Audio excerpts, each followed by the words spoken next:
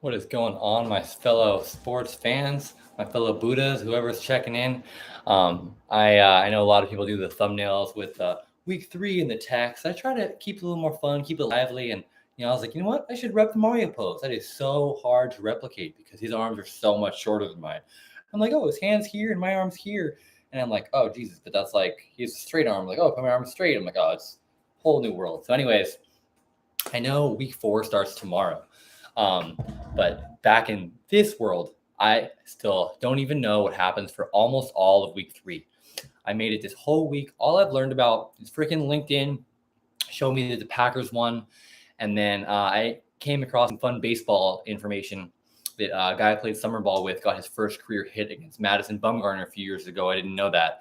And I sent it to my football group chat, and I learned that Tua was 16 of 16 to start the game. So that's legitimately all I know.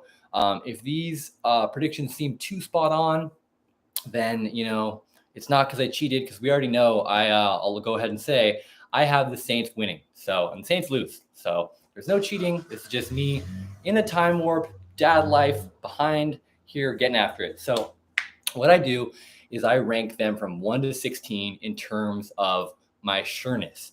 So gonna start with the one I'm most sure of, which would have been Thursday's Niners Giants. I actually did one, called it out that the Niners are gonna win. I think I said the Niners would win by like 10 or something. I didn't know that Andrew Thomas was out. So had I known Andrew Thomas was out, I would have said it was even more than that. But that's the one I would have given myself 16 points for calling that. And there's 16 points. I'm going to break it down. I'll tally it up later. 16 points for calling the winner, 16 points if you hit the spread, and 16 points if you hit the over-under. So, I had the Niners Giants as my 16, and 15 is Chiefs Bears.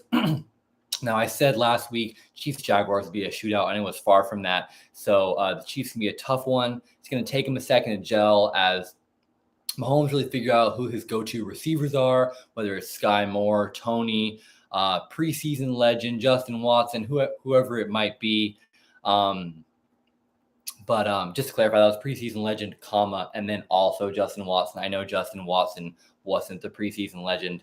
So anyways, the Chiefs Bears.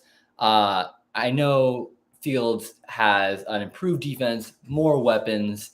Rookie Roshan Johnson's looking solid. But they don't have the firepower to keep up with the Chiefs, even with the excitement of Sunday night.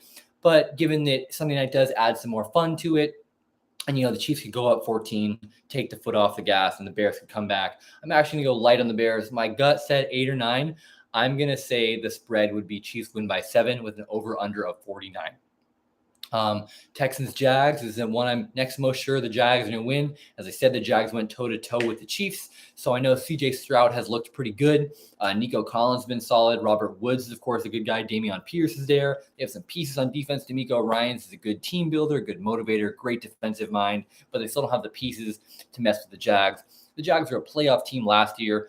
Christian Kirk's good, Travis Etienne, resurgent Evan Ingram, and then they get another year's growth from Trevor Lawrence and then add Calvin Ridley on top of all that. There's just too much to go around there. All their young defensive players got older, so I got Jags also by 7, but a lower over-under. I'm going to go 41 because, the Texans couldn't put up much against the Chiefs. I know the Chiefs are a better defense, but the Texans have some chops as well. So next one, and I'm sure about, is another rookie, Colts Ravens, and I know Anthony Richardson might not, I don't think, played in this one, but that's, even worse. Gardner Minshew, I know, is a solid backup, but he's a backup to a rookie for a reason. He's just not quite as electric. And the Ravens defense, Patrick Queen and Roshan just absolutely demolished people in the middle. So, and the Colts have no running back now. So I've got the Ravens even more of a blowout. I say -9 and then over under 44. Cowboys Cardinals.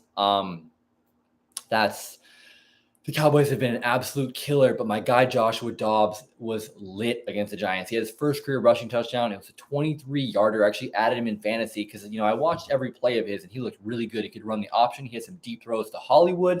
He's a really, really smart dude. I remember following him on the Steelers. He gained some notoriety because he's alopecia, that disease where you don't get any skin. And he actually had aspirations to be a NASA scientist when he thought his career was going to fall apart. So, quarterback's a very heady position. He's athletic as well. So maybe just has the best arm in the world, but he's able to make some throws. So Dobbs, James Conner is really good. Hollywood's Brown is really good, but the Cowboys are just too tough to beat. So I'd say, Cowboys by 8, and it could be a lower scoring affair because the Cowboys D is so good, and the Cardinals, even without Trayvon Diggs, they still have Stephon Gilmore to neutralize Hollywood Brown, and then just a pass rush to neutralize the rest of it. So I'd also say a low scoring affair, maybe over under 41. Pats Jets. This is the Pats' first time starting 0-2 in forever, and they're going to come out firing. So it is highly, highly doubtful they lose. And Zach Wilson has been atrocious. They just signed Trevor Siemian, who's been out of the league for, I feel like, forever. So if they're bringing in Trevor Siemian, that means they really, really need some help. So I'm going to say Pats by 5 and a low scoring affair as well. Even though Mac Jones has looked pretty good, the Jets defense is terrific. God damn it. All right. Dad life. Jackson's up. So I'm going to say over under 39, Pats by 5, and I'll come back for the rest of it.